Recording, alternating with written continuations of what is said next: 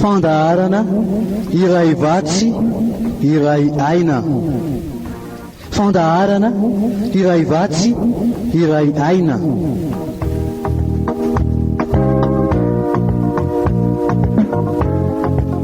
Iarahanao amin'ny mpanompon'Andriamanitra Heriliva Razafy Manantsoa.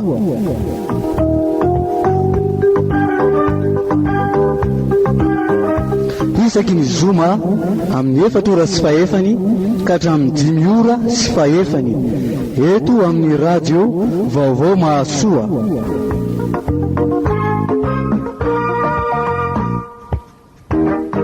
Araka izany fekira ifamantarantsika izany indray dia miaraka indray amin'ny Heriliva Razafy Manantsoa ianao fanatiny ilay fandaharana iray vatsy iray aina. Faly miarabinao ny anaran'ny Tompo ary dia manolotra ihany koa manonona ny fiadanan'Andriamanitra ho aminao sy ny ankonanao. Dia ny rarintsika dia ny ahitanao hevitra mahasoatra any fanarana ity fandaharana ity, indrindra eo amin'ny fifandraisana amin'ny zanaka, eo amin'ny fitaizana ny zanakitsika izay rahantsika mahalala rahateo fa sarotra tokoa, indrindra rehefa mandroso eo amin'ny fahamautiana, eo amin'ny 120 taona ny miakatra izany zanakitsika izany dia sahirantsika amin'ny fitaizana. Dia izay no mbola hojerevantsika indray amin'ity androany ity, ny amin'izany fitaizana izany, fa andeha mipetrakantsika amin'ny Tompo aloha ny fotoanantsika amin'izao fotoana izao mivavakantsika. Andriamanitra dia fifaliana ho anay indray, ny mbola mandray izay rehetra ampianarinao amin'ity anio ity. Tsy mahainainana in'izay Andriamanitra, fa ianao no mampianatra anay dia mangataka aminao ary zahay. Pahafantarao anay izay rehetra mahasoa anay, indrindra ny amin'ny fifandraisana amin'ny zanaka, ny amin'ny fitaizana izay miteraka olana isan'andro eo amin'ny fiainana, eo amin'ny fiarahamonina anatin'ny tokantrano. Dia mangataka ny fanahinao ary zahay, ameno anay, ampahafantatra anay izay rehetra sitrakao. Dia ianao koa mampangina ny feo rehetra izay mety hanelingelina ny fandraisana izay rehetra avy aminao. Io voninahitra ao hatrany any Tompo izay rehetra tanteraka indray amin'ity anio ity, amin'ny anaran'i Jesoa Kristy Tomponay. Amen. Araka izany aho dia mijery indray isika ho toy an'izay rehetra fitatsika tany aloha ny amin'ny fitaizana. Fa amin'ity androany ity dia hijery manokana antsika ny amin'ny famahana olana. Rehefa misy ny tsy fankazahon-kevitra, rehefa misy ny olana izay eo amin'izay tsy fankazahon-kevitra eo amintsika ray aman-dreny sy ny zanaka izay, dia matetika mitatra izany olana izany ary misaraka ao anatin'ny ady. Dia izay no jerevantsika hoe ahoana ny tokony atao mba tsy hisaraka ao anatin'ny ady, fa ho voavaza ny olana izany ary samy ahazo fahafampo ny ray aman-dreny na ny zanaka. Fa eron'izany aloha anaraka irairay hiaraka amin'ny ridana sy olon-betsika amin'ity iray ity hoe andriana nahary.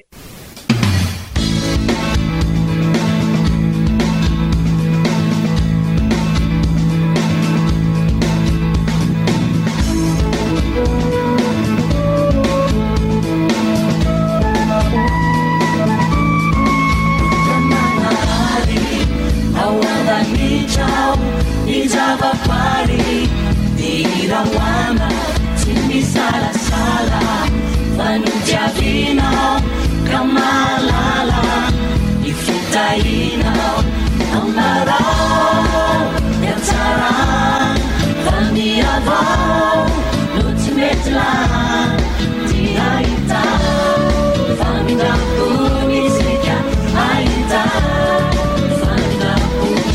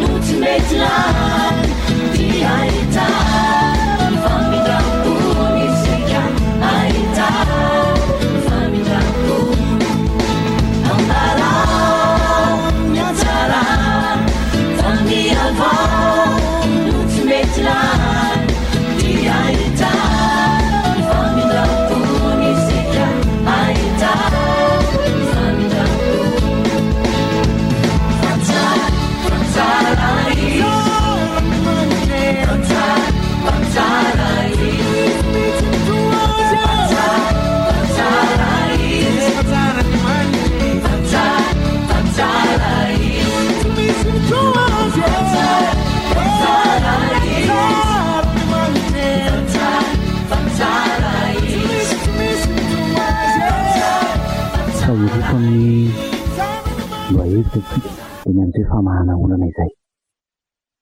Matoa misy ny olana zany dia misy zavatra, misy hevitra tsy mitovy ao, misy hevitra izay tsy fanarahany ao, ka izay mila jerena akaiky. Tsy apetraka fotsiny ireny olana ireny fa mila jerena akaiky. Dia ny zavatra voalohany izay tsara ho jerena raha mijery izany famahana olana izany dia mila fantarina tsara aloha hoe iza ny manana olana. Iza ny manana olana? Isika ray aman-dreny ve ny manana olana sa ny zanakitsika? Fa arakaraky ny valiteny avy amin'izay no entina mamaha ny olana. Ny tantsika zany dia izao anatin'izay famahana olana izay hoe tsy hampalahelo, tsy hampahatezitra ny zanakitsika. Satria fomba famahantsika olana matetika dia izao, azy hatrany ray aman-dreny dia mampiasa ny fahefany, mampiatra ny fahefana amin'ny maha ray aman-dreny azy, ary dia mametraka avy hatrany izay heviny. Ary dia eo atehan'izany, raha tsy mifanaraka amin'ilay zavatra tian'ilay zanakitsika tanterahany izany hevitra izany dia miteraka alahelo eo aminy. Ary raha mijanona ao alahelo fotsiny moa, mbola atao hoe azo ilay felintsika ihany, fa na izany aza efa mandratra ny toe-pony izany. Fa ny loza dia izao hoe tonga hatrany amin'ny hateverana izany, ary eo no mahatonga fahatapahana sy fifandraisana indray eo amin'ny ray aman-dreny sy ny zanaka.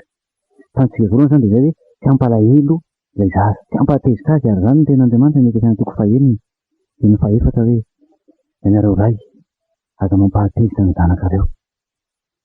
Dia ny tantsika faharoa dia hoe anampiana ilay zaza hamaha ny olany. Isika ray aman-dreny zany no manampy azy hamaha ilay olany. Misy tanjona anankiroa zany ho jerevantsika, dia tsy maintsy ohatra tsaratsika dia ny tsy hampalahelo ilay zaza na ahatonga azy ho tezitra. Dia ny faharoa dia ny hoe anampiana azy hamaha ny olana. Izay ny tanjona. Tsara ho faritana izay tanjona izay satria ahafahantsika mahafantatra hoe maninona moa no mijery izany fomba entina mamaha olana izany tsika, satria manana tanjona tsika dia zavatra anankiroa izay mapetraka tsika ho tanjona ao anatin'izay famahana olana izay. Andreo no jerevantsika izany amin'ny hoe iza ny manana olana. Ny zavatra mitsanga dia izao. Misy tsanga anankitelo izany izay mitsanga. Ny tsanga voalohany dia izao.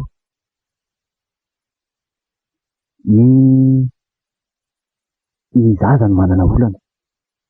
Izany hoe eo anatrehan'ilay zavatra izay entiny eo amintsika izany dia manana olana izy. Ary izay olana izay dia ilany fanampiana amintsika. Ny tsanga faharoa dia izao hoe tsy misy ny olana. Izany hoe tsy mametraka olana eo amintsika ray aman-dreny zavatra ataon'ny zanakitsika, ary zavatra ataon'izay ihany koa dia tsy mampisy olana eo amin'ny fiainana izany. Izay ny tsara indrindra. Izay tsanga faharoa izay tsy misy olana dia toy ny fotoana mamy izay iarahan'ny ray aman-dreny sy ny zanaka ireny, izay tsy misy disadisa, tsy misy mifampalahelo, tsy misy mifanorosory, fa fotoana anankiray mamy indrindra eo amin'ny fiarahan'ny ray aman-dreny sy ny zanaka izany.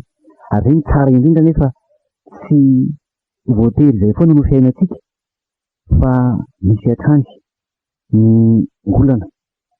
Ary ny tsanga fahatelo dia ny eo amin'izay zavatra ataon'ny zanakitsika izay iveriny fa mahatsara azy, mahafinaritra azy, dia mampisy olana eo amin'ny fiainantsika kosa izay zavatra ataon'izay. Ny tsanga fahatelo izany dia hoe isika ray aman-dreny no manana olana eo anatrehan'ny zavatra izay tanterahany zanakitsika, na zavatra kasainy atao izany, na zavatra izay efa tanterahiny. Dia ilaina mihitsy ny mijery an'izay hoe iza ny manana olana izay, satria miankina amin'ilay manana olana izany no midingana ho arahana rehefa avy eo. Fa matetika isika ny manana olana dia ilay zavatra izay tsy mampisy olana eo amin'ny fiainan'ilay zaza, dia isika indray no lasa mametraka olana eo amin'ilay zavatra izay tianao tanterahana. Dia manjary tsy mifankahazo amin'izay ny resaka, satria tsy tsy mahita olana izy eo amin'ilay zavatra tianao tanterahiny. Nefa itsika indray lasa mametraka olana eo amin'izay zavatra kasainy atao rehefa tanterahan'izay. Dia izay ny tsara ny mijery tsara aloha hoe iza ny manana olana, izaho ve ny manana olana sa ilay zanako ny manana olana. Dia rehefa hitantsika ny manavaka an'izay dia afaka miroso amin'ny dingana manaraka tsika hoe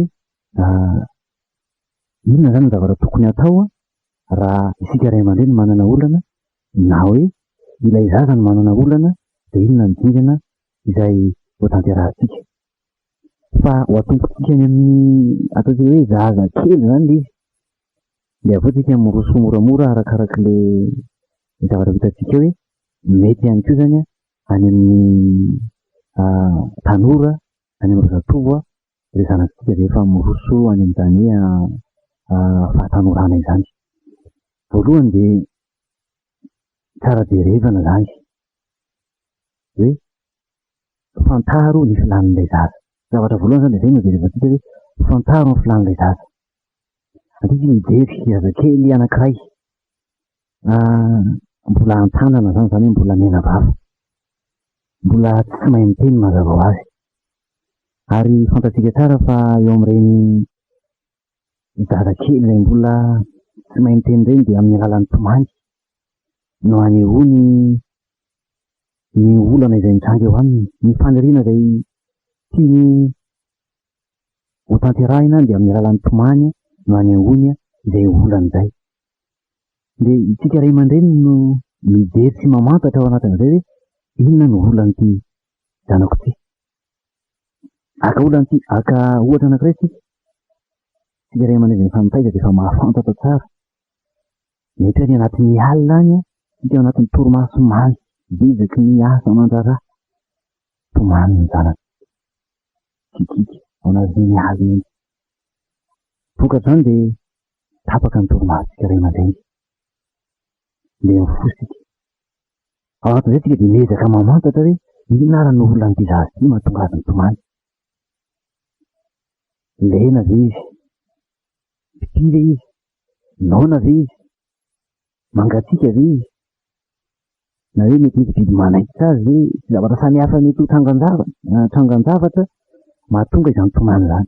Fa tsy mitomany fotsiny amin'izao izy fa misy antony ao. Dia anjarantsika zany no mamantatra hoe manana olana zany ilay zanatsika, inona io olana io. Misy filana tsy tanteraka ao zany mahatonga tomany ny zazakely anankiray.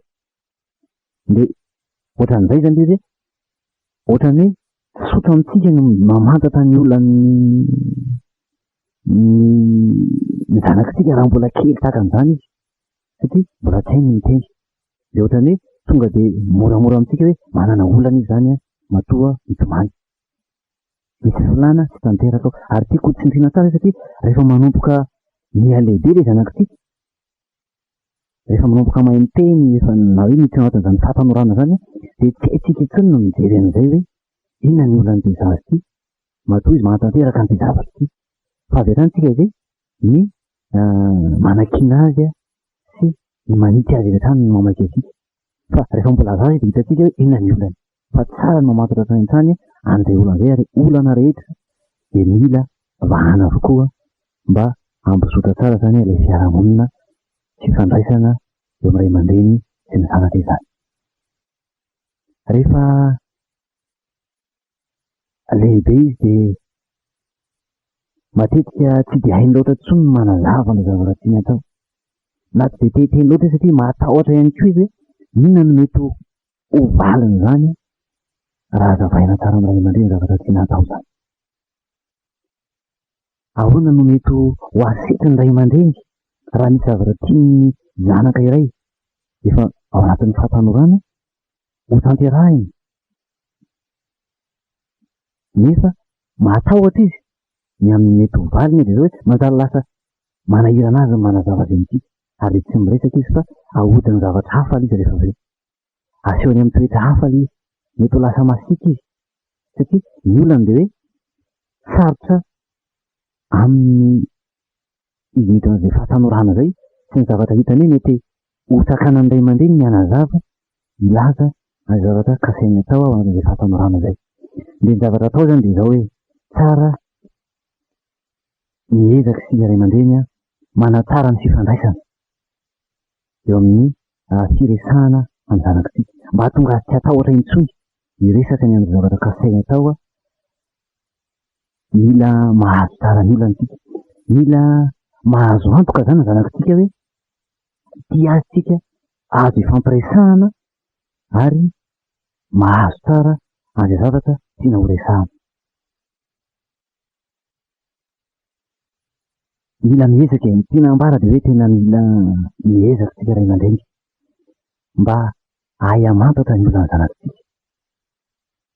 Fa raha vao maika isika ny tsara, ny tserina, ny kapoka, de reny le mahatonga an'le zanakitsika atahotra ilaza zavatra amintsika.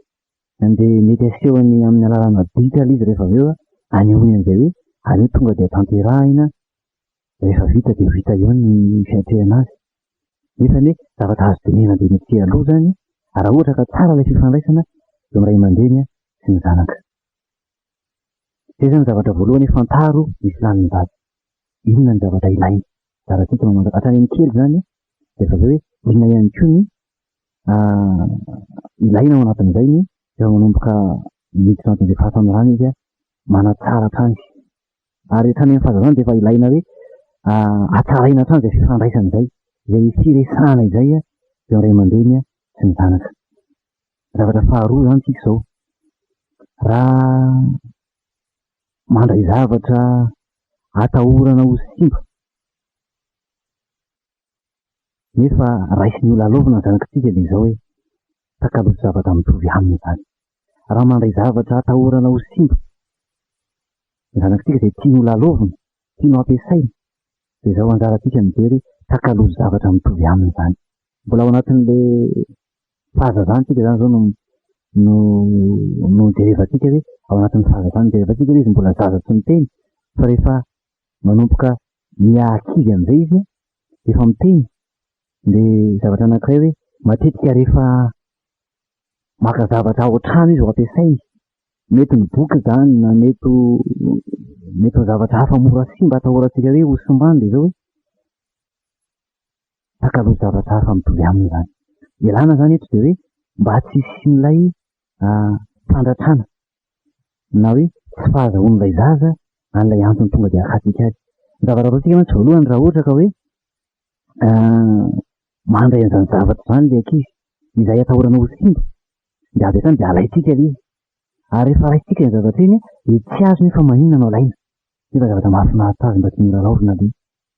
De mampamety ampampahina ao anatiny zay ary tsy azony de manjary mampisy lonolony amin'ny eo amintsika. Manjary tsy azony ohatrany hoe tsy tia azy tsika ao anatrehan'izay.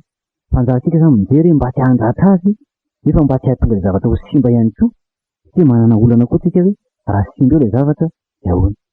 De takalozana zavatra mitovitovy aminy izay tsy ahinany ny ampotehany na hoe tsy mampanina intsony na de ho tonga amin'izay fahampotehany ary le zavatra. Ohatra raha boky le izy raha boky vaovao de anjarantsika mijery boky efa tota satria ao anatin'izay zany misy manatsara ny fivelarany le fijerevany ny zavatra.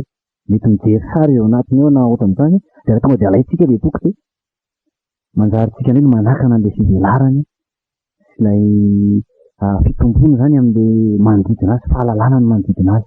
De takaloto zavatra le izy boky efa tota omena azy. De betaka ny zavatra mety hoe ho simba, atahorana ho simba na tokony mbola ho sombana sy mbola ilaina de anjaratsika zany mijery hoe inona ny zavatra tsy ampalahelo an'ilay zaza, tsy handratra ny fony nefa tsy hasimba ihany koa le zavatsika de mila mijery vahaolana tahaka izay zany. Fa tena manimba ny fivelarana mihitsy zany le tonga de hoe sakanana le zavatra kasain'le zaza ao atao nefa tsisy fanazavana, tsy misy vahaolana arositsika efa avy hatrany de ny olanatsika ny hitatsika de alaitsika le izy na mety hikapoka azy mihitsy ary tsika anatrehan'izany de tena manimba tanteraka fivelaran'le zaza ary mety hahatonga azy kamo hivelatra na hikarokaroka izay toe-javatra izay. Zavatra fahatelo ijerevantsika dia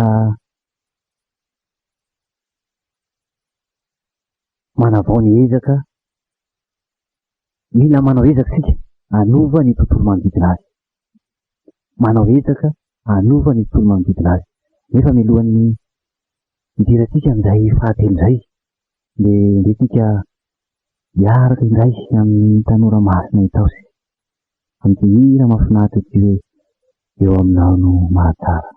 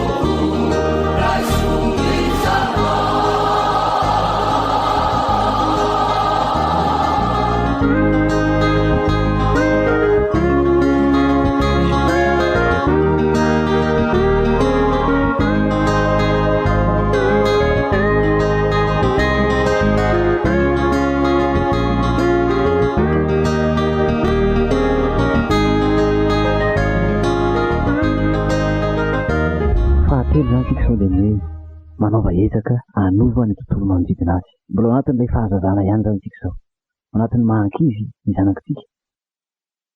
Mahazatra atsika dia ilay zaza no terentsika iova anaraka izay tsika, ary dia amin'ny alalan'ny fanasaziana, amin'ny alalan'ny trerona, amin'ny alalan'ny kapoka no entitsika manova azy. Eo amin'ny lafiny zavatra sasany dia jerena izay tokony hovana eo amin'ny tontolo manodidina azy. Izay zany no anentanana antsika indray amin'ity fahatelo ity hoe mba mila manao ezaka tsika manova ny tontolo manodidina azy. Reto zavatra tsotra izy. Ohatra zao hoe amin'ny zavatra mandratra mipetaka ao trano, na mety ahina hitera-doza, dia tsara ny mampirina azy ireny mba hisakanany amin'izay loza mety hitranga izay. Satria rehefa mandray an'ireny zavatra ireny izy dia na zany hoe tanteraka ilay loza, efa voazana ho azy sy ny ankonana rehetrarehetra izay. Na hoe vao mandray an'ilay zavatra izy avy hatrany dia ho taitsitsika ny amin'izay mety ho vokatra ateraka izany zavatra izany, dia avy hatrany dia ho taitra dia hitrerina na hikapoka na hanao teny marary, dia manjary manimba ihany koa hitoepon'ny zanakitsika izany. Dia miverina amin'ilay teo aloha ihany hoe ny fivelarana izany, tontolo manodidina azy ilay hivelarany na ohatrany dia manjary lasa voasakana izy ny amin'izay rehetra ho raisiny sy amin'izay jeren'ny masony, dia manjary manimba ny zanakitsika izay. Ary ny tena loza dia zao hoe lasa fahavalony tsika, satria izay rehetra kasainy atao, izay rehetra mba mahafinaritra azy dia so andrarana sy hikapohana azy avokoa, hitenenana azy avokoa, dia manjary any zany dia efa miasikimba ilay fifandraisana iray aman-dreny sy ny zanaka, dia manjary tsisy fampidinihana azo atao intsony, fa manjary mifampisolonilony hatrany amin'izay fahazazana izay. Dia manjary lasa mikombokombona ny zanakitsika, dia andry atsika vao asaosahirana hijery vahaolana ny amin'izay entina hialany amin'izay olana ny amin'ny fivelarana izay.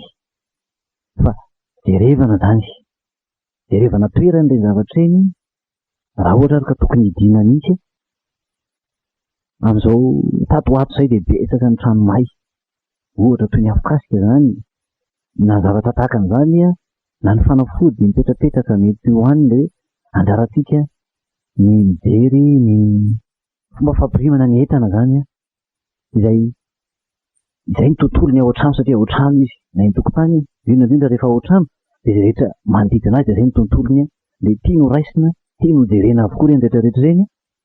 Dia anjarantsika ny mba mijery zavatra mety handratra, mety hitera-doza, dia aleo ampirimina toy izay hoe rehefa raisiny ilay zaza izy dia eo izy zany vao izay ampiasaina indrindra zany amin'ireo izay efa zanakitsika efa miditra amin'izany fahatanorana izany. Nefa ihany koa na dia mbola kely azy izy dia efa anjarantsika efa mety mihitsy ny ampiarana azy ity, ary tsy hoe eo amin'ny zanakitsika ihany aza, fa na ny amin'ny vady na izay rehetra mifandray amintsika dia tsara ny mampiasa an'ity lafin-javatra faefatra ity, izay manatsara ny fifandraisana, mora hamana olana, kanefa tsy mandratra ny olona izay miresaka sy mifandray amintsika rehetrarehetra izany. Dia ny fampiasana ny izao zany, izao na ny aho.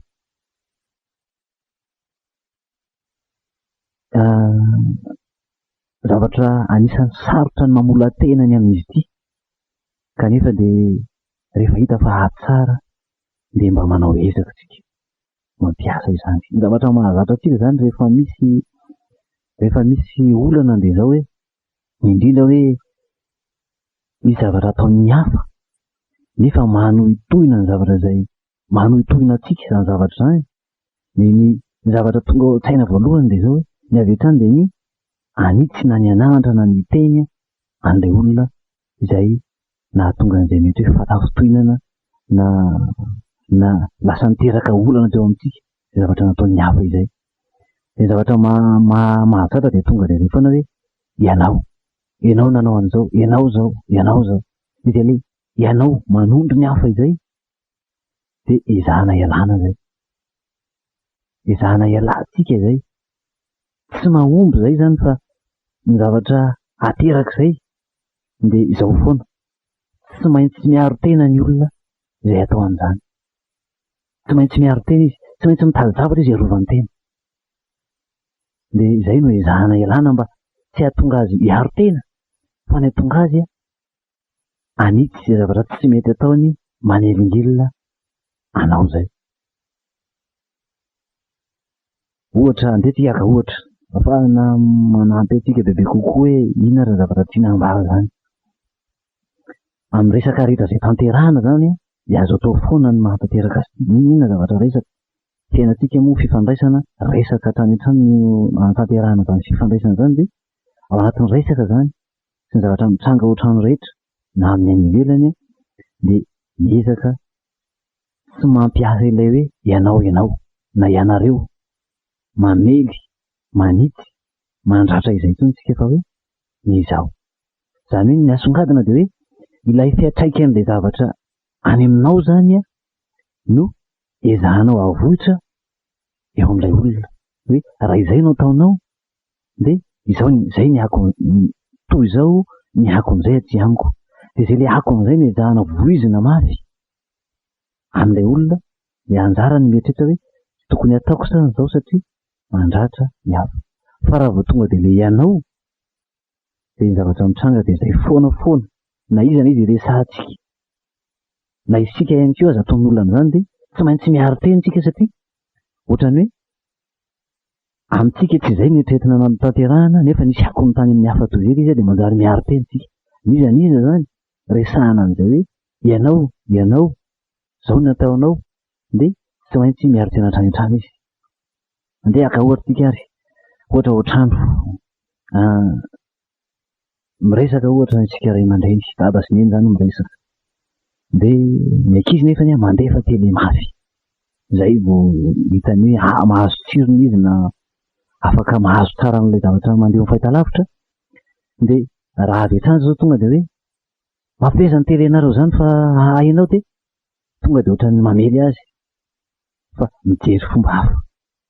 Ohatran'izao izy fa izay natao hoe mila familahantena ny amin'ilay izy satria ohatrany hoe efa vita fa tsy mety feny ataony dia mbola ny tenako indray no avotrako izay maharary ahy fa tsy ny amelezako azy sy ny anovany an'ilay kena no ezahako atao. Anatin'izay dia azo avadika ilay fomba fitenitsika satria tsika miresaka dia tsy afaka miresaka zany na hoe tsy manjaka n'ilay fahamafisam-peo zay dia azo atao zany hoe tsy afaka miresaka mihitsy zahay fa maneno mafy loatra ny tele.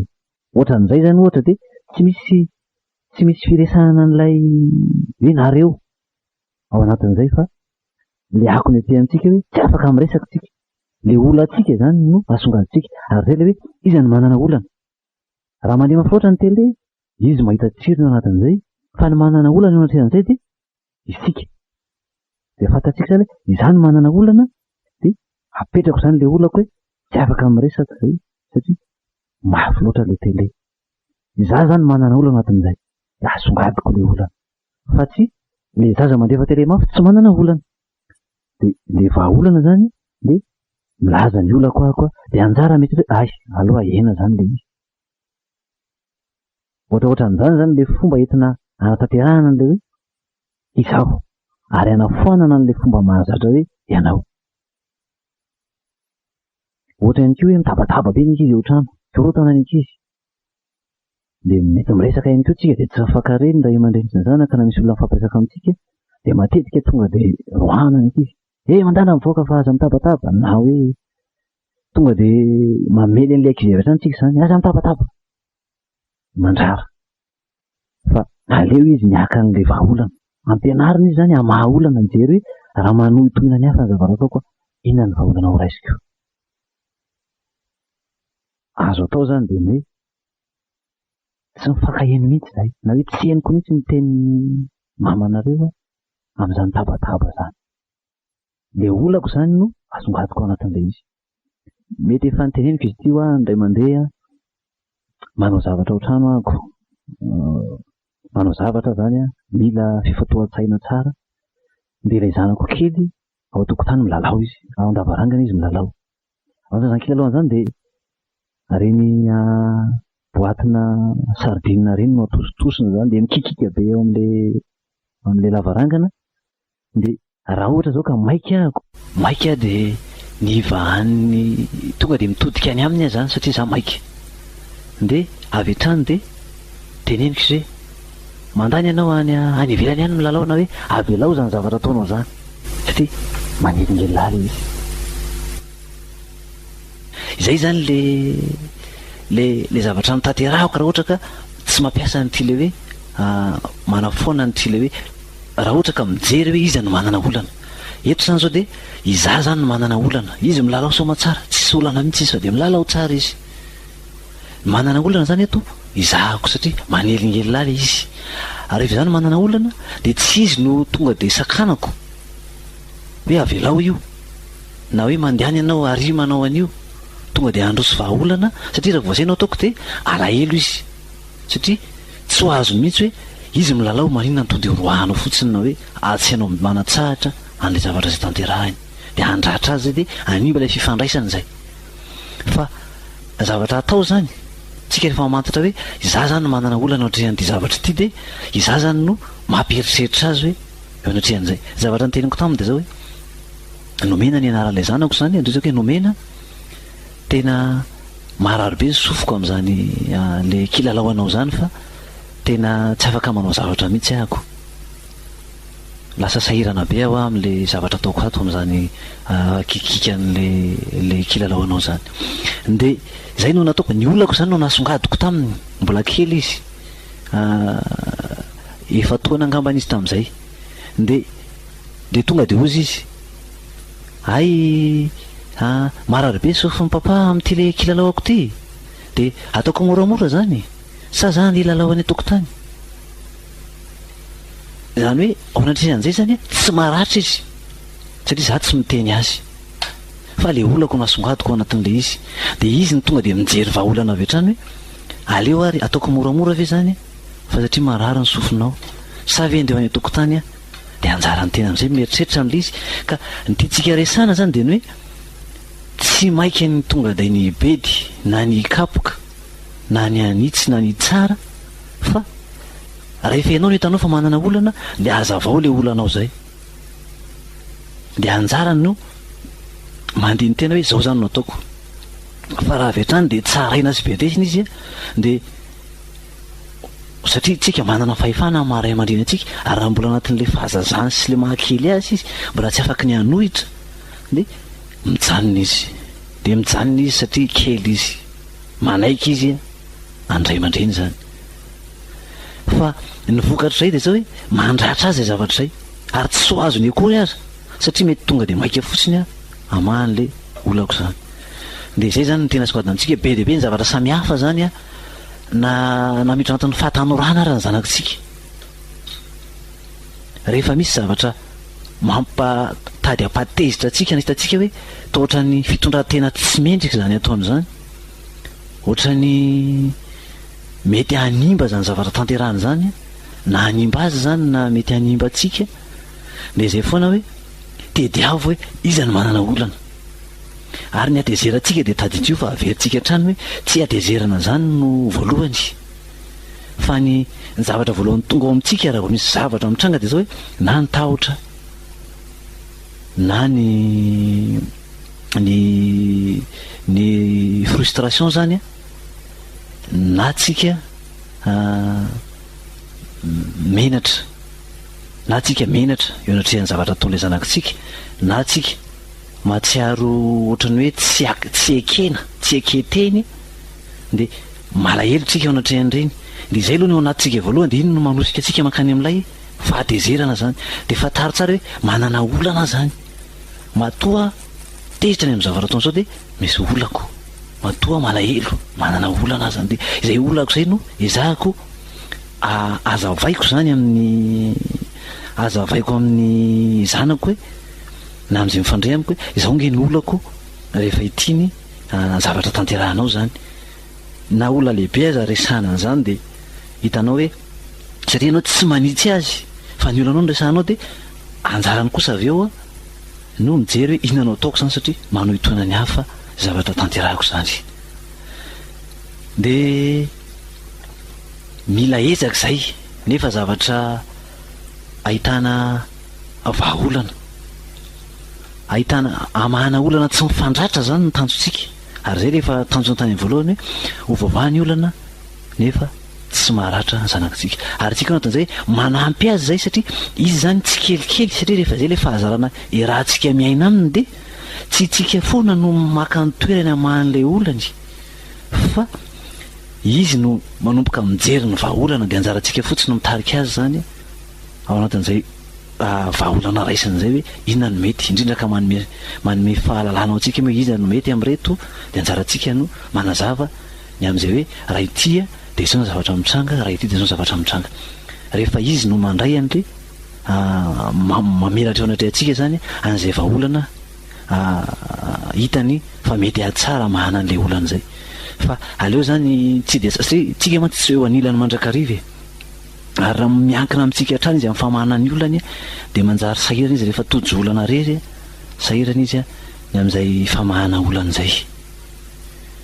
Olany any amin'ny fampiasana ny ianao sy ny anareo mantsy de zao mamely izy io, mandratra, mitsara. Ary de averintsika hatrany hoe manjary miaro tena ny olona na manohitra. Manimba ihany koa zay ny amin'ny lanjan'ny tenany, zany hoe manana ny lanjany ny olona tsirairay avy, fa rehefa tsaraina lava sy asiana lava izy de manjary hitany hoe tsinitsinina ka izy, izy tsinitsinina fa zay rehetra ataony de tsy mety, zay rehetra ataony de misy voka-dratsiny hatrany hatrany. De manimba lay ataontsika amin'ny teny frantsay estime de soi zany zay, manjary simba zay de manjary le fivelarana foana zany no jerevantsika hoe le tanjon'Andriamanitra ny amin'ny fiainany, satria Andriamanitra manana planina ny amin'ny fiainany tsirairay ary manana tanjona ny amin'ny fiainany tsirairay de manjary atsika no mamotika an'izay. Fa aleo izy tarihina, izy no tarihina anova zay fomba fiainany tsy mety zay, no hoe tsika ny avy hatrany de manitsy azy avy hatrany zay tsy ho zakany mihitsy, ny hoe zay ataoko tao tsy mety hany, ohatrany hoe tsisy dikany tsony azy zany. Ary betsaka ngamba nefa tratran'izany ohatrany hoe inona tsony moa zahako, tsy mety daholo zay ataoko, tsinitsinina. Rehefa tonga ny am'izay de manjary sahirana antsika anarina an'izay hoe rehefa everiny no tsisy lanjany tsony ny tenan'izay. Ny tanjona rahantsika malala hoe samy ny anova daholy, na ilay fahazarana taloha avy tonga de mitsara sy manitsy, na ity hoe fampiasana ny le hoe izao ity zany de samy manana tanjona ny anova avokoa. Fa mila jerena hoe raha efa taona maro no niaina ny fiarahamonina zany fanitsina amin'ny alalan'ny ianao sy ny fitsaratsarana zany, de hitantsika hoe aizan'ny fahombiazana, fa mba misy fomba hafa zay hita fa tsy mifandratra ao anatin'le izy nefany mety anafaingana fantratrarana ny tanjony zany, tsy aleo hoe manao ezaka tsika. Ny tena aloha zary rehefa tena atao lavan'izay izy de tezitra izy de iritrina izy de lasa izy de akrapo ny varavarana de lasa izy mivoaka, tena tapaka tanteraka le fifandraisana zany eo amin'ray aman-dreny sy ny zanaka. Rehefa ratsy be izy zay rehefa tonga any am'izay, satria rehefa tsaraina lava izy de zay no ataony sisa lasa izy tsy te hanohy ny resaka tsony izy fa de lasa izy miala ny efitrano, lasa izy mivoaka any, na lasa izy mandeha matory dikany hoe tapaka teo ny fifandraisana de sahirantsika ny amin'ny anarenana an'izay. Ka mila ezaka zany izy ty ry havana malala rehetra, mila manao ezaka ny tsirairay avy ny am'izay hoe fialana amin'ny mahazatra zay, fialana ny amin'ny fitsaratsarana, famelezana amin'ny alalan'ny ianao sy ny anareo eo am'izay fitondrantena tsy mety hitantsika ray aman-dreny tanterahan'ireny zanakitsika reny. Fa ty izao ity manana tombony ngezabetsika ao anatin'ny filazana ny olona tsika izay iaran'ilay ilay fitondrantena ataon'ny hafa de zao hoe tsy mandratra io, tsy manambany io, fa mitarika azy kosa, anova ny fitondrantenany ary hitady vahaolana eo am'izay hoe tsy hanohitoinana ny hafa izay eo amin'ny fifandraisana na izana izy io tsy eo amin'ny fiarahamoniny ray aman-dreny sy ny zanaka ihany isika fa zay rehetra mifandray amintsika dia tsara ary mahasoa izay fomba anankiray izay. Anaraka irairay sika hiaraka amin'ny atokopira FPM Paris sika amin'ity irairay ty hoe omeo fomino.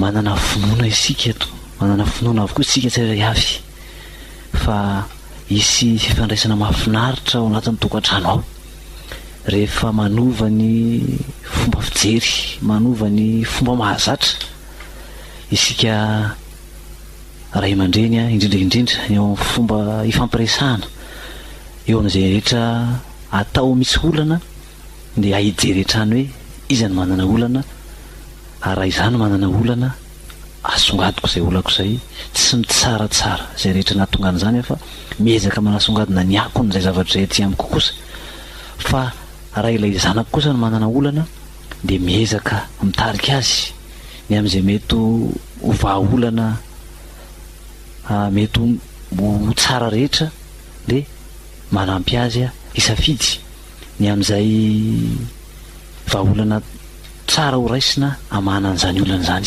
satria betsaka ihany koa zanakitsika manana olana rehefa tsara fifandraisana amin'ny ankizitsika de zao hoe tsy manahirana azy ny manantona atsika miresaka ny am'izay rehetra mety olany fa ny olana de zao foana hoe ny fifandraisana tsy tsara de manakorotana zavatra be deabe ary de manjary manimba ny zavatra tokony ho tsara rehetra indrindra ny fifandraisana ao anatin'ny tokantrano zany zavatra zany fa na de eo aza nefa zany hoe ezaka tanterahantsika zany mety hoe manasongadina trano ny olona atsika sy ny fiainantsika ny amin'ny fiatraikany ataony reny zanakitsika eo amin'ny fiainantsika reny de tsy voatery hoe anova hatranitrany ny fomba fiainana izy na ny fitondrantenany fa misy fotoana koa izy ohatrany matsiaro ohatran'leo hoe ohatrany misy olana foana koa le zavatra ataony de mety anohitra izy na mety teny hoe ny anareo koa toa misy olana foana fa ataoko ihany ty tanterahako ihany ty zavatra ty rehefa manomboka mialehibe mantsy ny zanakitsika de zao hoe tsy afaka mampiatra itsony an'ilay fahefantsika satria efa hitany efa lehibe izy de manomboka manohitra am'izay izy ary eo vao tena sahirantsika raha vao tsy zatra tany amin'ny fahazazana zany am'izay le mifampidinika zay de manjary tsy afaka hifampidinika itsony rehefa midro anatin'ny fahatanorana le zanakitsika raha vao le fahefana foana no nampiarina tany aloha zany hoe ny atsika ihany no tanterahana ny tiatsika ihany terentsika izy ary rehefa mbola kely izy de manaiky satria mbola kely fa rehefa manomboka mialehibe izy manohitra am'izay ary manana ny heviny de eo tsika zany no sahirana de zay no mahatsara hoe hatrany amin'ny fahazazany de efa tsara ny mifampidinika mandrakariva miezaka mitadiny izy ny manana olana ahoana ny fomba ifampiresahana de rehefa lehibe izy zany mba hoe mazoto ifampidinika amitsika fa na eo azao tsika zany hoe fiezahantsika manasongadina ny olona atsika zany eo anatrehan'izay zavatra mety ho tanterahany zanakitsika de misy fotoana izy mety teana tanteraka hatrany an'izay le faniriny zay de eo zany tsika rehefa manomboka mivadika toy izay izy ohatrany mizingizina amin'ny heviny de ny zavatra tsara atao zany de ty ny zavatra fahadimy izay atoro antsika indray hoe mila milefitra kely tsika milefitra kely le milefitra kely tianao resana de zao hoe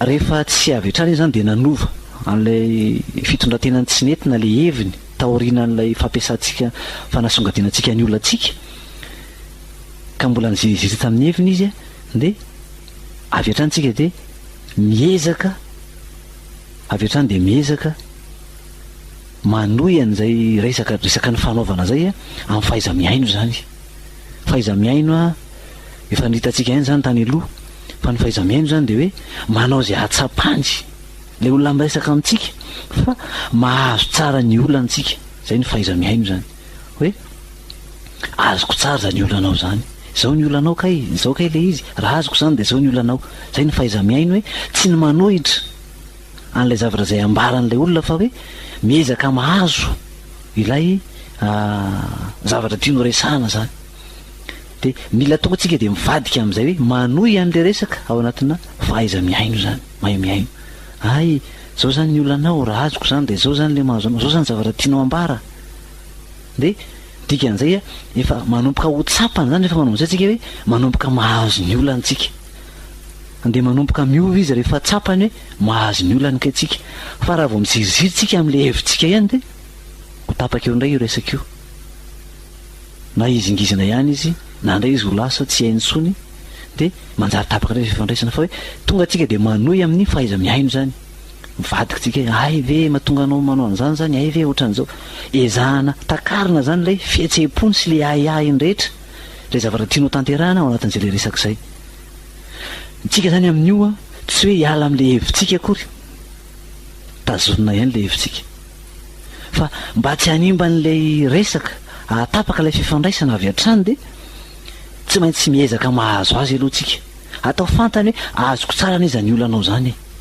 zao nge ny tianao mba raha kay zao kay zany mila mahazo ny olantsika saingy zao tsy maintsy miaino azy sika aloha tazoniny any anatinao any aloha lay hevitrao satria raha fantatrao hoe mety hanimba azy tokoa zany zavatra tiany atao zany na manelingelina anao de tazonina aloha zay fa aleo aloha apetraka aloha zany zay fa aleo miezaka miaino azy aloha mamantatra hoe inona marina zany olany zany atsapany mihitsy hoe azotsika ny olany sy ny fihetseham-pony zany de rehefa avy eo de mety hovavao azy eo ihany olany io rehefa mifampiresaka tsara eo mety ho sopla ihany mety ho alefaka ihany izy eo am'izay fampidinian'zay rehefa fantany hoe azotsika ane le olany de avy eo tsika any farany azotsika iverenana indray le hevitritsika rehefa avy eo de mety ho tratratsika ihany ny tanjona hoe lay hevitra tiako nentina tamin'ny voalohany zay tsy nekeny nanjary somary ny fandehivitra kely nety nisy fandehivitra kely tao de nisaraka tsy misy maratra tanterahana le zavatra tianao atao nefa tsy mifandratra tsy misy malahelo zany ao anatin'izay zay zany le hevitra tiatsika asongadina hoe milevitra kely fa efa foy ny fotoanatsika izantsika toizana amin'ny fotoana hafa indray fotoana manaraka indray zany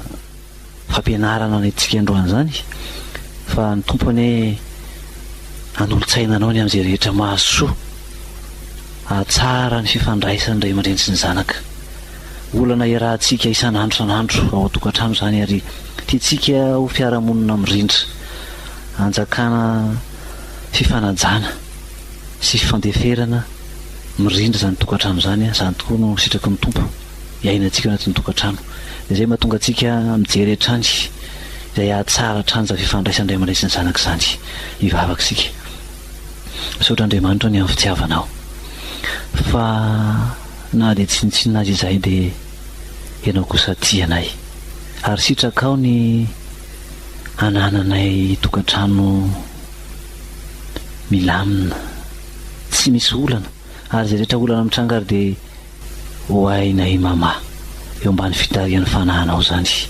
sarotra tokoa ny mitaiza tompo nefa de mamenao adidiny am'izany ray aman-dreny de mangataka aminao zay torory saina hatrany mifahindrena entina mitaiza ny taranaka zay efa nomenao de be dehibe no manana olana mifandratra ny anatin'ny tokantrano tsairay avy any ianao eny amandre ny olan'ireny ary zay rehetra ny fampiresanay teto androany ny fampianaranay de angatanay ianao hiasa mahery ahafahanay tsairay avy mijery ny am'izay dingana tokony ho raisinay indray mba hahatonga ny fifandraisanay amin'ny zanakay mba irindra sy lamina de ho voninahitra ohatrany ny Andriamanitra zay rehetra tanterahanay de misaotra fa Andriamanitra tsara loatra ianao amin'ny anaranao Jesosy tomponay anirinay sy angatanay n'izany de ho anao ny dera sy ny anja ny voninahitra mandrakizay amen.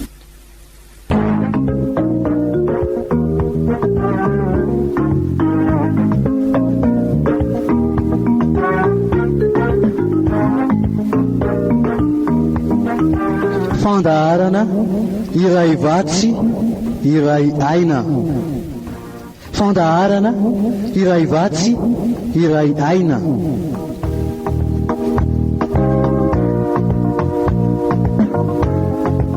Iarahanao amin'ny mpanompon'Andriamanitra Heriliva Razafy Manantsoa.